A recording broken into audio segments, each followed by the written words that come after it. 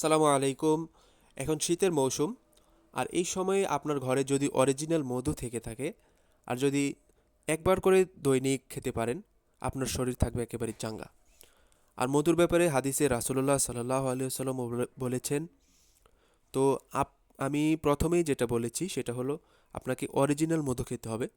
আপনি যদি মধু খেতে চান তবে আপনাকে মধু কিনেই খেতে হবে। অন্য কিছু ভেজাল জিনিস যদি আপনি কিনে খান তাহলে কিন্তু মধুর যে স্বাদ তা আপনি পাবেন না। আর আপনাদের স্বাস্থ্যের কথা চিন্তা করে আলহামদুলিল্লাহ সব থেকে আমরা একেবারে খাঁটি মধু আপনাদের কাছে পৌঁছে দিব ইনশাল্লাহ। আমাদের মূল লক্ষ্যই হলো আপনাদের ভালো জিনিস দেওয়া।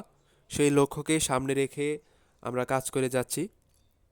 তো এটা হচ্ছে আমাদের বাগান, এখান থেকে আমরা আপনাদেরকে মধু সংগ্রহ করে আপনাদের কাছে পৌঁছে দিব ইনশাল্লাহ। মধু দেখুন কি পরিমাণ পিওর মধু, একবারে চাক থেকে ভাঙা হচ্ছে।